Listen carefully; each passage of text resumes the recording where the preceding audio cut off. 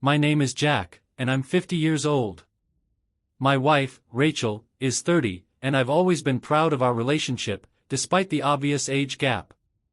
We met when I was 45 and she was just 25, young and full of life.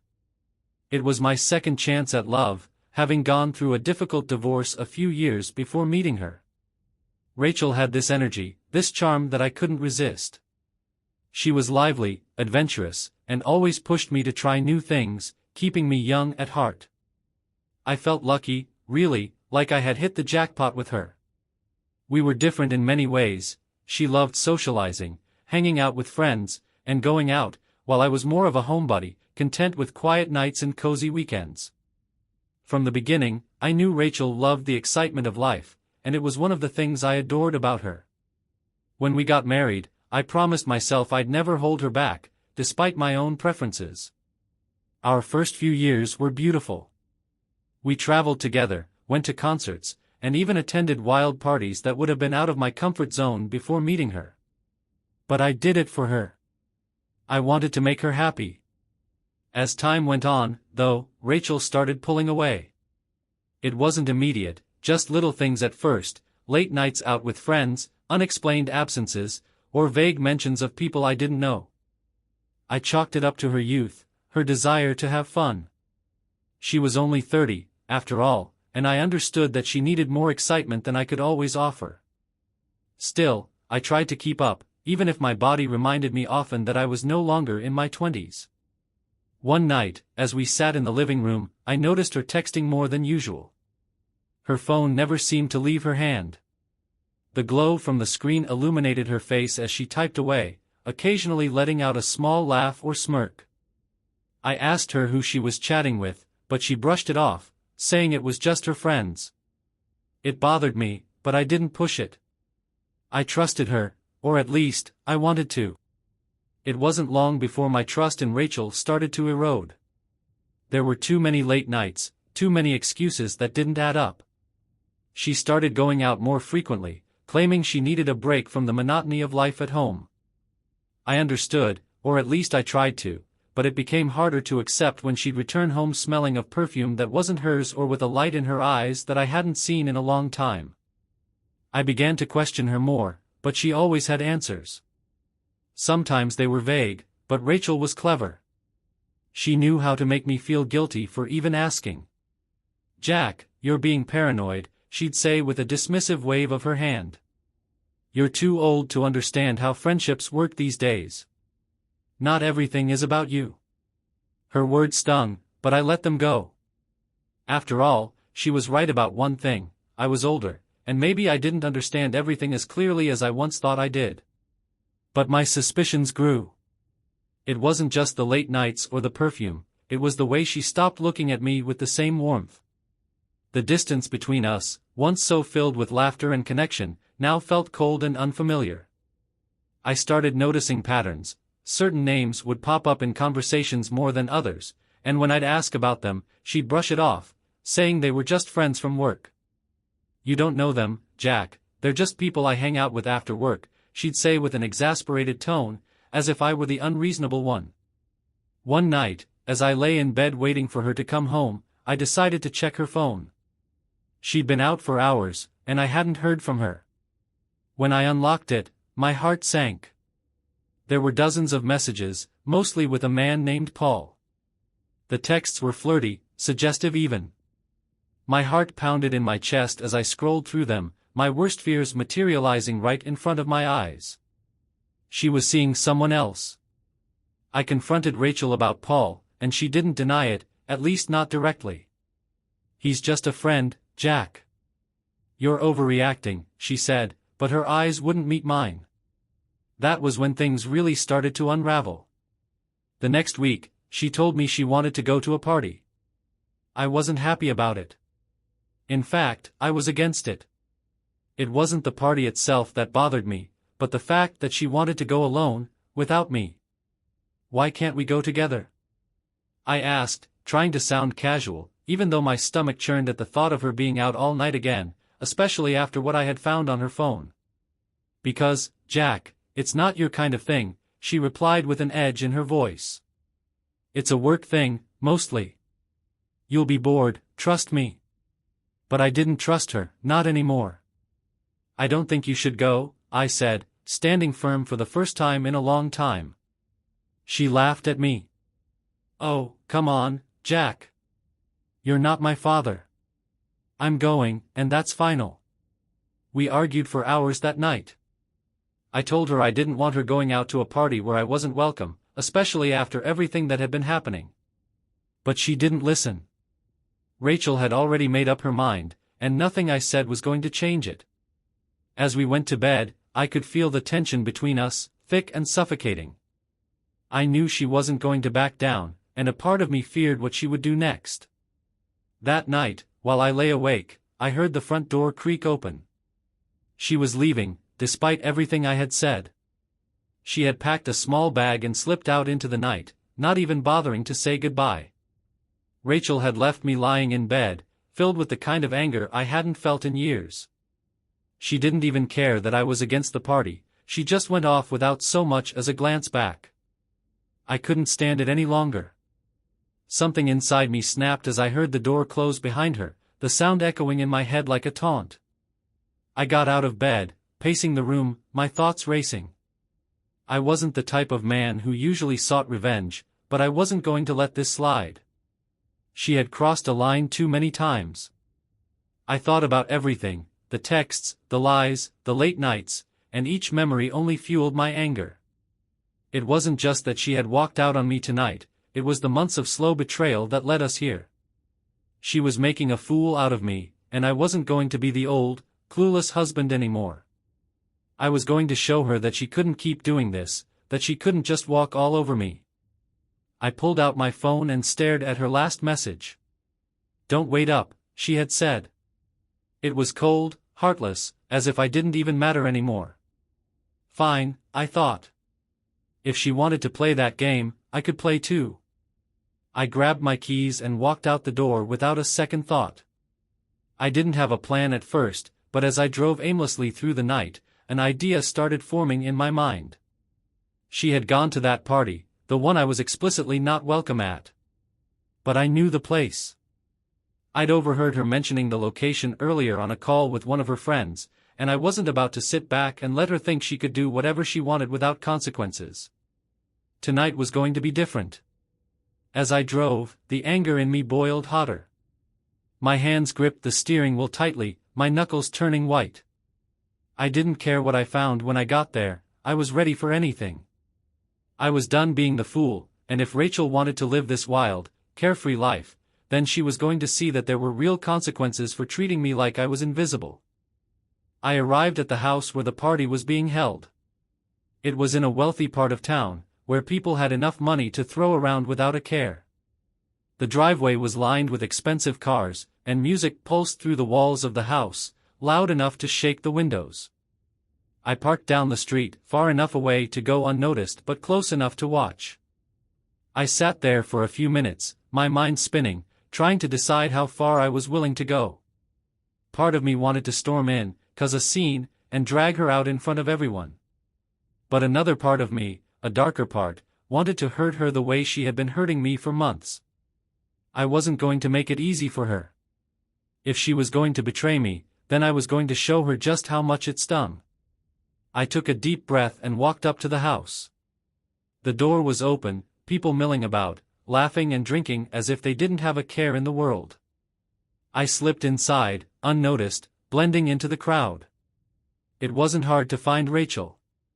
She stood out in the center of the room, dressed in that tight black dress she had put on before she left the house. She was laughing, surrounded by people, her face lit up in a way I hadn't seen in months. I watched her for a moment, the anger bubbling up inside me. She was so carefree, so happy, as if nothing in the world mattered except this moment. She hadn't even spared a thought for me, waiting at home, fuming in the dark. I clenched my fists, debating whether to confront her right there or to wait for the right moment. Then I saw him, Paul. He was standing close to her, too close. His hand brushed against her back, lingering for just a second longer than it should have, and I knew. I knew everything. He was the one she'd been texting late at night, the one she'd been slipping away to meet. I could see it in the way she looked at him, the way she smiled at his jokes, the way they seemed to be in their own little world. My chest tightened with rage. I wasn't going to make a scene. No, I had a better idea. Instead of confronting them, I left the party without a word. But I wasn't going home. I wasn't going to sit in that empty house, waiting for Rachel to come back and pretend like everything was fine. Tonight was different. Tonight, I was going to take control of my life. I drove around for a while, trying to clear my head, but the image of Rachel and Paul together burned in my mind. I couldn't go back to the way things were. Our marriage was over, even if she didn't realize it yet. I pulled over to the side of the road and made a decision. I wasn't going to go back to that house. I wasn't going to be there when she stumbled in after her night of fun, expecting me to forgive her or worse, ignore it. I picked up my phone and sent her a message, "Don't come looking for me." I didn't wait for a response. I turned off my phone, knowing that I wasn't ready to deal with whatever she had to say. Maybe she'd panic, maybe she'd realize what she had done, but it didn't matter. I needed to get away, to escape this life that had become so suffocating. I headed to a nearby bar, one of those quiet, dimly lit places where people went to disappear. I sat at the counter, ordered a drink, and let the alcohol numb the anger that had been building inside me for months. I thought about the years we'd spent together, the promises we had made, the life we had built. And now, it was all falling apart because she couldn't stay faithful. I didn't know where I was going to go from here, but one thing was certain, I wasn't going back to her. Rachel woke up the next morning with a pounding headache, the result of too many drinks and too much excitement the night before. She blinked against the harsh sunlight streaming in through the window, her mind fuzzy as she tried to piece together the night. Her first instinct was to reach for her phone, but when she checked, there were no messages from Jack. That wasn't like him. She sat up, feeling a knot of worry form in her stomach. He hadn't called, hadn't texted, hadn't checked in on her all night. She scrolled through her phone, finding his last message, "Don't come looking for me." Her heart dropped. Something was wrong. She hadn't expected him to be thrilled about the party, but she never thought he'd leave. She quickly threw on her clothes and rushed out of the house, her mind racing. Where could he be? Had she pushed him too far this time? It wasn't the first time they had argued, but it had never felt like this before. Jack had always been the calm one, the steady one, the one who forgave easily. But now, it seemed like he had reached his breaking point. She drove home, her pulse racing as she pulled into the driveway. The house was empty, eerily quiet. His car wasn't there, and the bed hadn't been slept in. Panic rose in her chest as she realized he hadn't come home at all. Where had he gone? She dialed his number, but it went straight to voicemail. Over and over, she called, but there was no answer. A sense of dread settled over her as she paced the house, trying to figure out what to do. She never thought Jack would leave like this. He had always been so understanding, so patient. But now, it seemed like he was done with her, and the thought terrified her. Rachel collapsed onto the couch, her hands trembling as she dialed his number again, praying he would answer. She couldn't lose him, not like this. When I sat at the bar, nursing my drink, an idea began to form in my mind. It was reckless, and maybe a little crazy, but it felt right. I wasn't going to let Rachel and Paul get away with this. I knew I couldn't just sit around and let her throw our marriage away for a fling with some guy who probably didn't even care about her. And I was sure of one thing, Paul didn't know the real Rachel. He didn't know the side of her that I had spent years learning. I pulled out my phone, turned it back on, and started scrolling through the messages I'd seen between Rachel and Paul. It wasn't hard to find his number.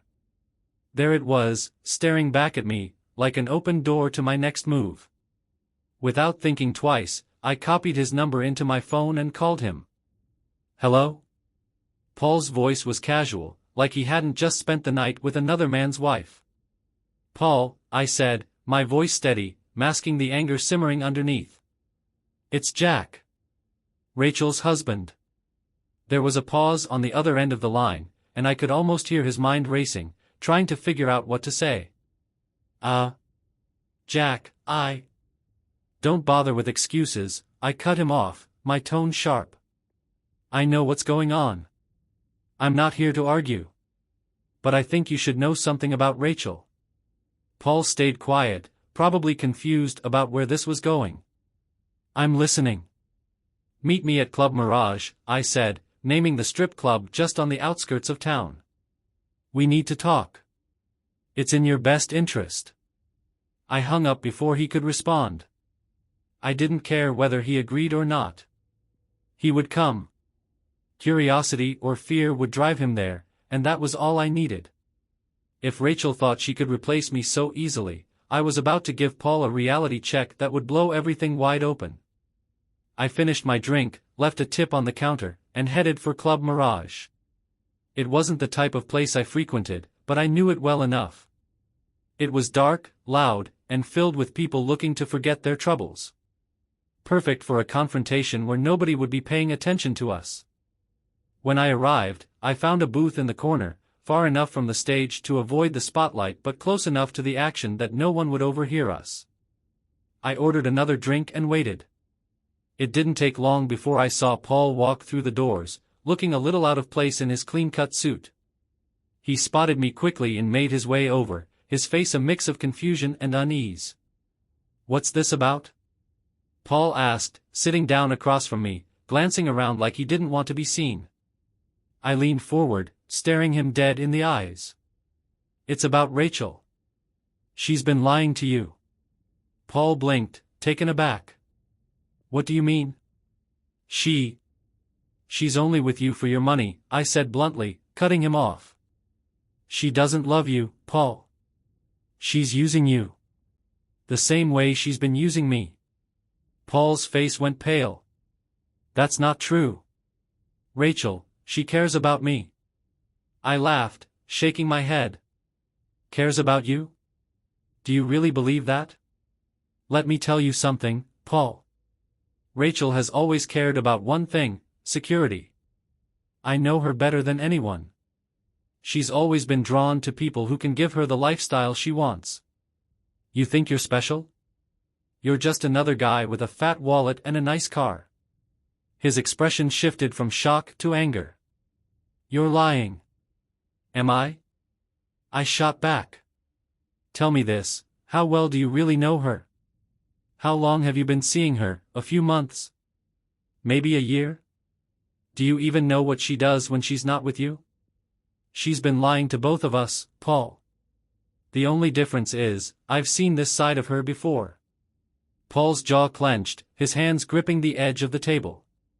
"Why are you telling me this?" "Because," I said, my voice lowering to a dangerous whisper, "you think you've won. You think she's leaving me for you because you're something better. But the truth is, Rachel's playing both of us. She'll drain you dry, just like she tried to do with me. And when she's done, she'll move on to the next guy who can give her what she wants." For a moment, Paul sat there, stunned into silence. I could see the wheels turning in his head, the doubt creeping in as he tried to reconcile what I was saying with the image of Rachel he'd built up in his mind. "Why should I believe you?" he finally asked, his voice shaky. I leaned back in my seat, crossing my arms. "Because deep down, you already know it's true. Haven't you ever wondered why she's so secretive? Why she never really lets you into her life? She's stringing you along, Paul. And when you stop being useful, she'll be gone." Paul's anger flared, his eyes narrowing as he glared at me. "What do you want from me, Jack? What's the point of all this?" "I don't want anything from you," I said calmly. "I just want you to know who you're really dealing with. You can keep seeing her if you want. But don't say I didn't warn you when she leaves you high and dry." I stood up, tossing some cash on the table for the drinks. Paul looked like he had been punched in the gut, and I knew I had planted the seed of doubt. He wouldn't be able to shake it, no matter how hard he tried. "Think about it, Paul," I said, turning to leave. "Rachel's good at making you feel like you're the only one. But trust me, you're not. Rachel's panic turned into frustration as she realized Jack had been gone all night. When she checked her phone again, there were no missed calls or texts, just the same message from the night before, "Don't come looking for me." She stormed around the house, trying to make sense of what was happening. This wasn't like Jack. He was always so predictable, so steady. Now, it felt like the ground was shifting beneath her feet. She grabbed her car keys and headed out, her mind racing. There was only one person who might know where Jack had gone, Paul. She dialed his number as she sped down the highway, her fingers gripping the steering wheel so tightly her knuckles turned white. When he picked up, his voice was strained. "Rachel," Paul said, "we need to talk." Something in his tone made her heart skip a beat. "What happened?" "I met Jack last night," Paul replied, his voice cold. "He told me everything." Rachel's blood ran cold. Rachel's heart raced as Paul's words sank in. Jack had met him? What the hell had Jack told him? Her mind whirled, trying to piece together what could have happened. She gripped the steering wheel, fighting the panic rising in her chest. "What do you mean you met Jack?" Rachel demanded, her voice trembling. "What did he tell you?" There was a pause on the other end of the line, and Rachel could hear Paul's heavy breathing. His next words hit her like a slap in the face. "He told me you're only with me for the money," Paul said flatly. "That you don't love me. That you've been using me." Rachel's grip on the steering wheel tightened, her knuckles turning white. "What?" "That's not true," she exclaimed, though even to her own ears, the words sounded defensive, hollow. "Paul, you know that's not true. He's just trying to mess with you, with us. He's angry because we're together." "I don't know what to believe anymore, Rachel," Paul shot back, his voice shaking with anger. He sounded pretty convincing. "And when I think about it, I realize I don't know you as well as I thought I did. I don't even know how long this has been going on." Rachel's stomach twisted. She had never seen Paul this angry before, and she could hear the betrayal in his voice. Jack had clearly gotten under his skin, and now Paul was questioning everything. "Paul, please, listen to me," she begged, her voice desperate. "Jack is trying to destroy what we have. He can't stand the fact that I'm leaving him. He's trying to make you doubt me, but you know me. You know how I feel about you." But Paul wasn't having it. "Do I?" he snapped. "Because right now, I'm not sure about anything. Jack told me things I can't ignore. How you've been stringing him along while sneaking around with me. How you've lied to both of us." Rachel could hear the pain in his voice, and for a moment, she was at a loss for words. Jack had done exactly what he set out to do, he had planted a seed of doubt in Paul's mind. Now, everything was falling apart. "I need some time to think," Paul said, his voice cold. "I'll call you later." Before Rachel could respond, the line went dead. She stared at her phone in disbelief, her heart pounding in her chest. Everything was spiraling out of control. Paul was slipping away from her, and Jack. Jack was nowhere to be found. Furious, she slammed her phone down on the passenger seat and swerved the car off the highway, pulling into a nearby rest stop. Her hands shook as she threw the car into park, her mind racing with thoughts of Jack. She couldn't let him get away with this. He had gone too far this time. It was one thing to be angry, but to go behind her back and sabotage her relationship with Paul? That was too much. She yanked her phone up again and dialed Jack's number, but it went straight to voicemail. "Jack, where the hell are you?" she shouted into the phone. "I know what you did. You had no right. Call me back." She hung up, her anger boiling over. She couldn't just sit there waiting for him to answer. She needed to find him, confront him, and make him understand that this wasn't his decision to make. If he thought he could control her life like this, he was dead wrong. Rachel slammed her fist against the steering wheel, her thoughts spinning out of control. Where could Jack be? He wasn't at home, and now he wasn't answering his phone. She knew him well enough to realize that he was capable of pulling something extreme like this when he felt backed into a corner, but disappearing? This was new. And worse, it was terrifying. She started the car again and began driving aimlessly, her mind replaying every moment from the night before, searching for clues. The party, Paul's sudden change of heart, Jack's cryptic message, it all swirled in her head like a storm. She needed to find him, confront him, and get the truth out of him before he caused even more damage. He couldn't just vanish like this, not after what he had done. Hours passed, and still no sign of Jack. She drove by their house again, hoping he'd returned, but it was still empty. The silence inside the house was deafening, a reminder that Jack had always been the steady one. Now, with him gone, she realized just how much control she had lost. Her phone buzzed. For a split second, hope flickered inside her, but it wasn't Jack. It was Paul. The text was short, brutal: "We're done. Don't contact me again." Rachel felt her heart plummet into her stomach. Paul was gone too. Jack had succeeded in wrecking everything. She dropped her phone onto her lap and let out a frustrated scream, tears welling up in her eyes. Jack had destroyed her relationship, torn apart the life she had built with him, and now she was alone. Completely and utterly alone.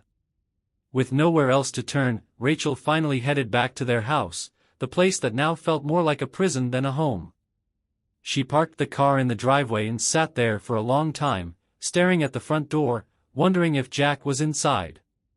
But deep down, she knew he wasn't. Jack wasn't coming back, not this time. She dragged herself inside and collapsed onto the couch, her mind too exhausted to think. Everything had fallen apart so quickly. Jack had always been predictable, dependable, but this time, he had flipped the script. He had taken control of the situation in a way she had never expected, and now she had no idea what to do. As the night dragged on, Rachel's phone remained silent. No messages from Jack. No more calls from Paul. The house felt colder, emptier, as if it too knew that things would never be the same again. Rachel stared at the ceiling, her mind racing with regrets, anger, and confusion. Jack had turned the tables on her, and now she was the one left scrambling to put the pieces together. She had lost control of everything: her marriage, her affair, and her future. And for the first time in a long time, she realized she was truly alone. Rachel spent the night pacing the empty house, her thoughts spiraling into rage and despair. She had lost Paul, and Jack was nowhere to be found. The silence was unbearable. Every tick of the clock felt like a countdown to something worse. As morning broke, her panic turned into anger. Jack had sabotaged everything, but she wasn't going to let him get away with it. She would find him, force him to explain, and somehow, she would get her life back. But Jack had other plans. After leaving the strip club, I decided I wasn't finished yet. Sure, I had told Paul the truth, and now Rachel's little affair was in shambles. But that wasn't enough. She needed to feel the same humiliation and betrayal that she had put me through. I wanted her to see firsthand that she wasn't irreplaceable, that I could move on, too. And I had the perfect idea to make that happen. I hadn't spoken to my old girlfriend, Emma, in years. She and I had dated before I met Rachel, and though things didn't work out romantically, we had parted on good terms.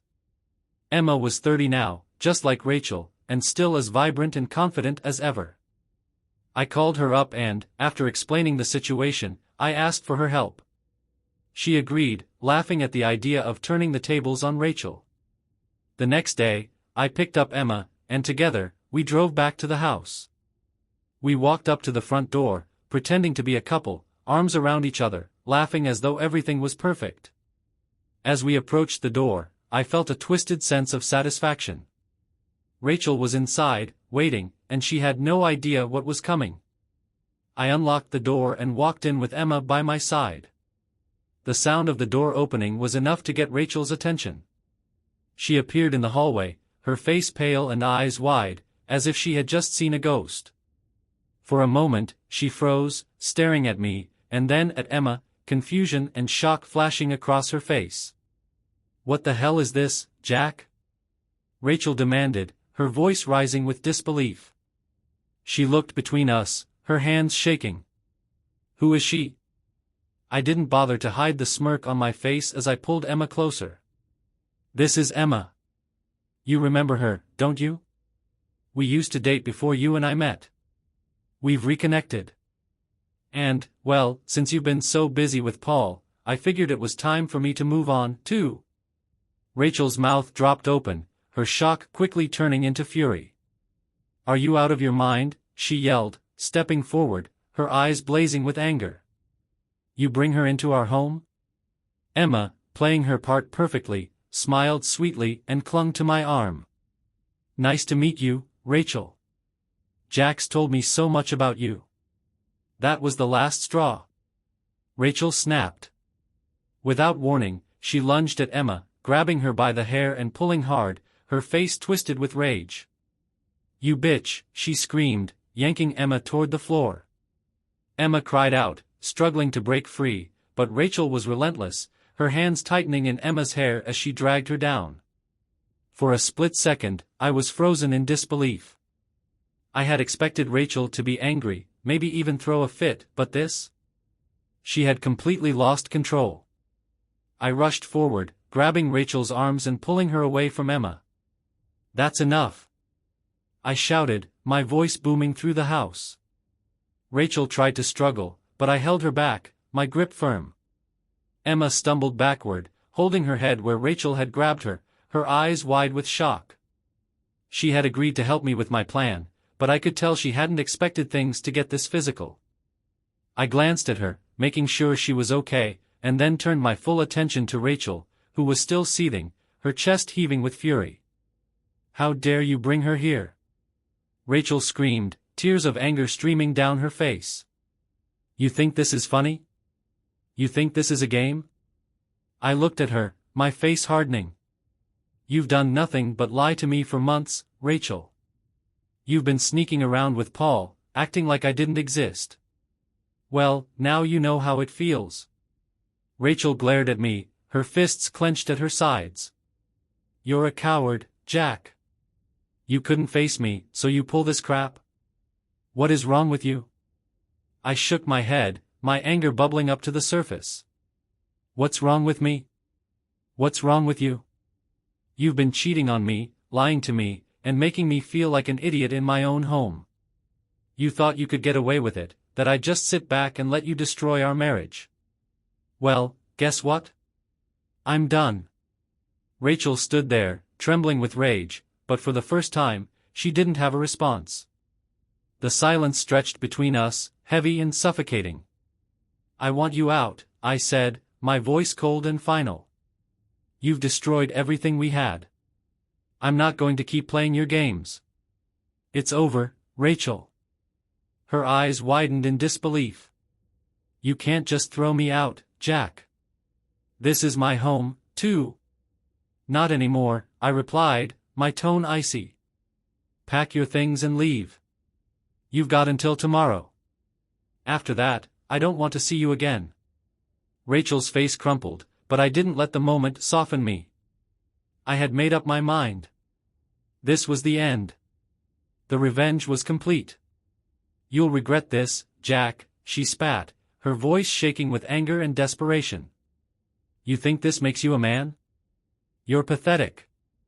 But her words didn't sting. Not anymore. I had finally taken control of my life, and there was no going back. I watched as Rachel stormed up the stairs, her footsteps heavy as she disappeared into the bedroom to pack. The house felt lighter, as if a weight had been lifted. I turned to Emma, who was still rubbing her head where Rachel had grabbed her. You okay? I asked. She nodded, offering a weak smile. I didn't expect that. Neither did I said, running a hand through my hair. But it's over now. I walked Emma to the door, thanking her for playing along. She gave me a quick hug and left without a word, understanding that this was something I needed to deal with alone. As the door closed behind her, I stood in the quiet of the house, feeling a strange sense of relief wash over me. Rachel was upstairs packing her things, and soon she would be gone for good. The betrayal, the lies, the months of doubt, it was all behind me now. I had taught Rachel the lesson she deserved, and though the marriage was over, I felt at peace for the first time in months. It was time to start a new chapter, one where I no longer had to play the fool. Rachel would be out of my life, and I would finally be free. The revenge was complete.